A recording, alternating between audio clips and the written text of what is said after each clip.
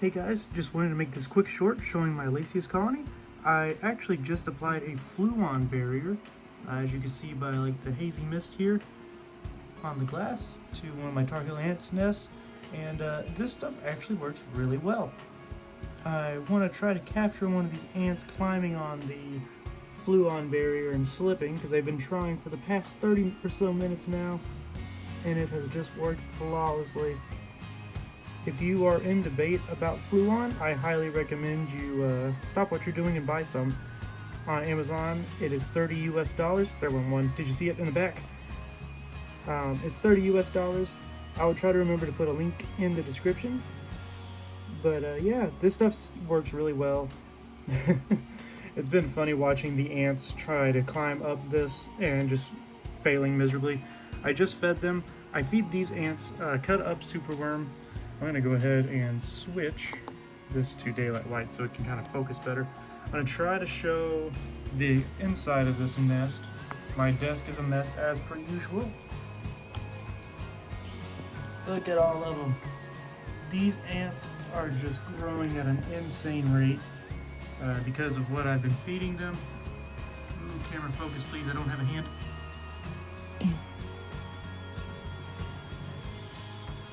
I'm really trying to get it to focus. There it goes. Yeah, look at all of them.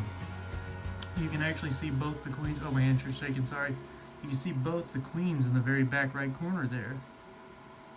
This colony has been doing super well this year. I am going to be moving them into something a little bit bigger next year. I have no clue what yet.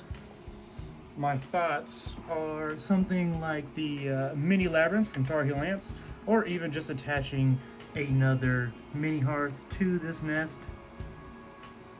But guys, let me know what you think we should do in the comments below.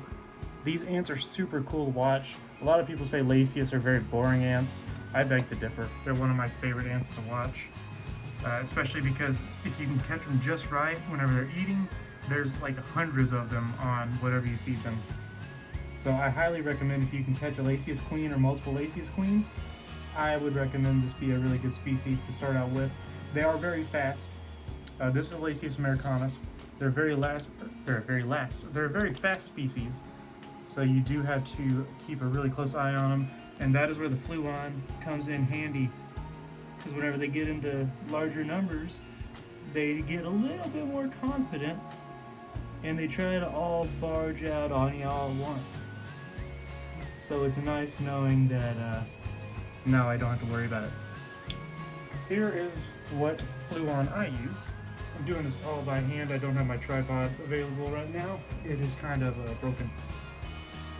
This is what I use, PTFE Plus. It is made by Biformica. Ooh, focus, come on now. Super great stuff. All you do is, with this stuff, it's just like a little wand. And then this stuff, I'll unscrew to show you. It's just a little sponge. And you just go across the top of your little enclosure, your outworld, and you just rub it. You don't go in like a swooshing pattern. You just do one layer, one pass over, and then it's good. I'm going to actually show you guys a few of my colonies that I have this on.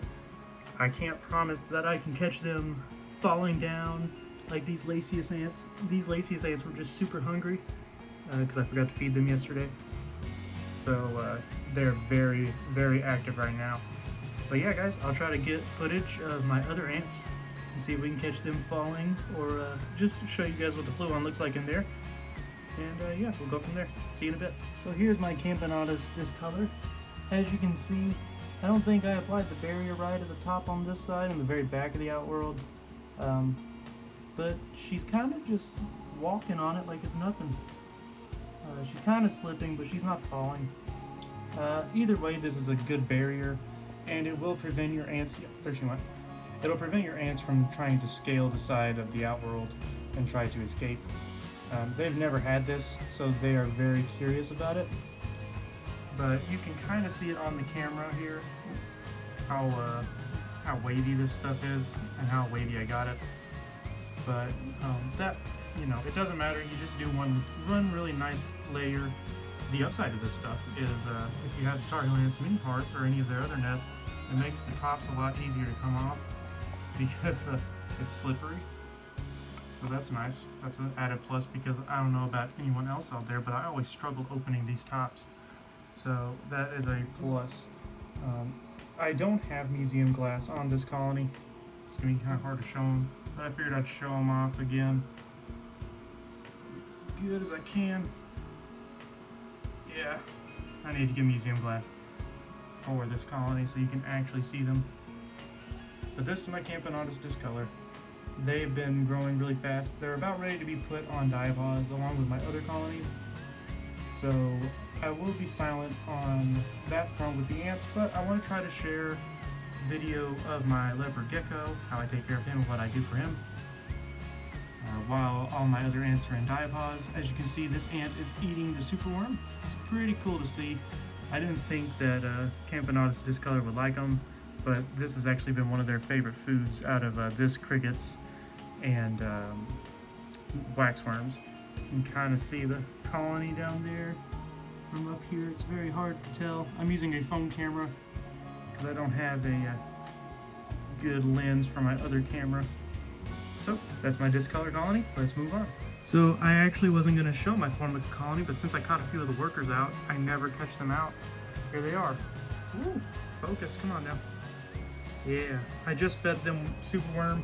They typically don't eat superworm, so this is very weird of them to actually be sitting here and investigating and what appears to be them eating it. But I did apply a fluon barrier to this. I wanted to use them as an example because I accidentally went over the same spot twice. And you can kind of see where I messed up here. It got droopy right there, right over here, and right here.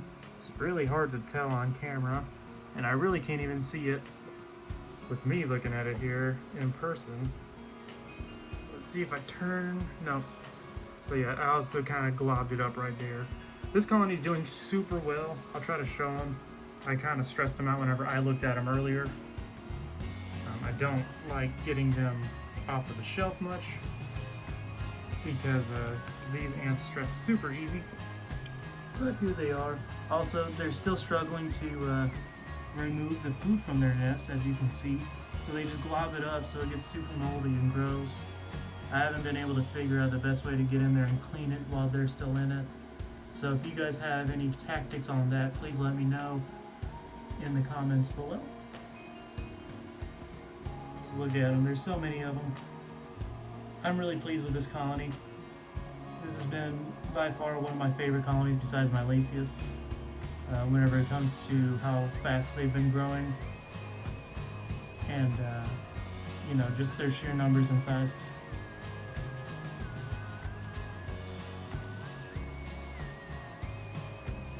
My goal is to keep them in this as long as possible. I wish that I would have gotten the Fallen Fortress, because while this nest is cool, it is hard to view them without squatting down to look at them. So if you're going to buy this nest, keep in mind the Fallen Fortress is the exact same as the regular fortress. This part of the nest is just horizontal instead of vertical. Let's see, can we catch the ants? Yeah, look at them over there. Here is another colony I absolutely love. This is my Aphaenogaster. As you can tell in last week's video and in this video, they are booming in numbers. They have been eating non-stop. Every time I throw something in there, there's hundreds of them just swarming the food dish. I haven't fed them yet, I'm about to. I've been feeding them superworms. Their feeding dish is really gross. Just ignore that, pretend it's clean, okay? I promise I clean it.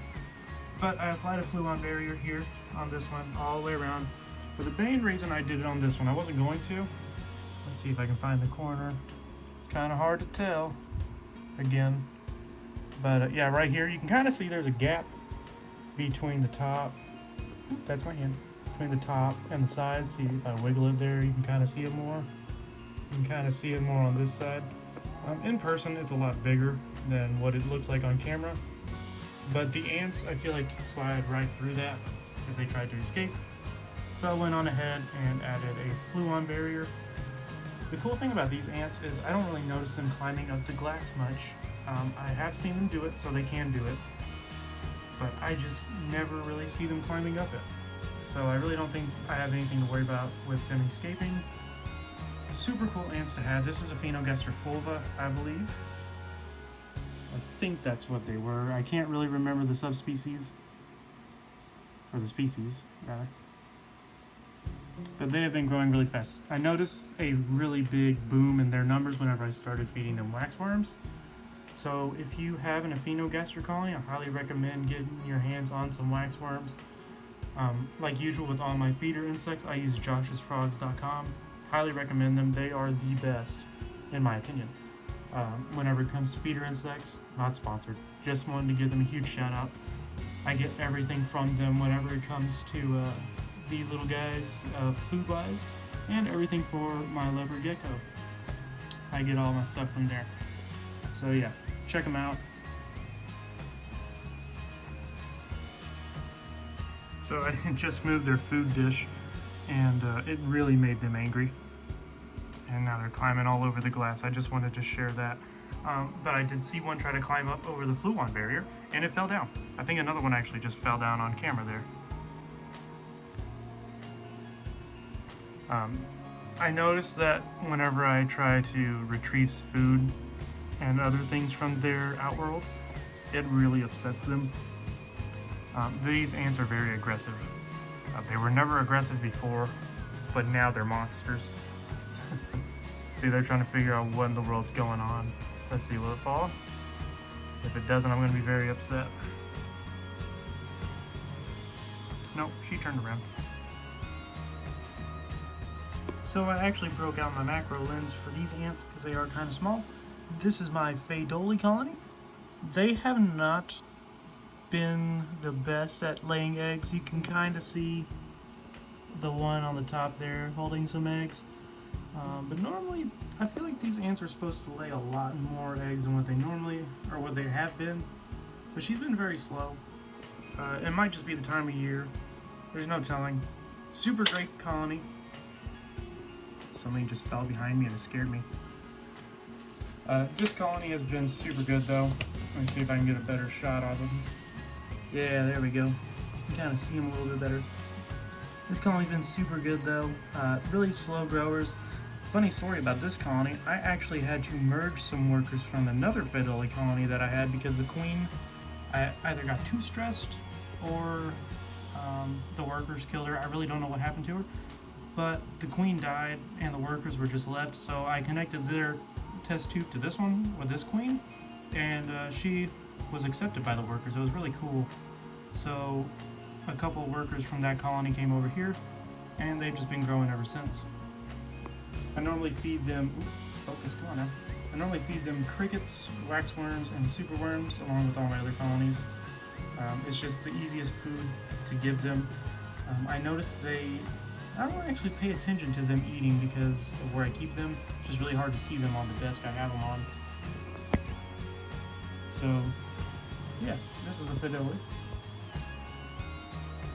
As you can see, I haven't fed them yet. This is just leftovers, but I have fed them superworm.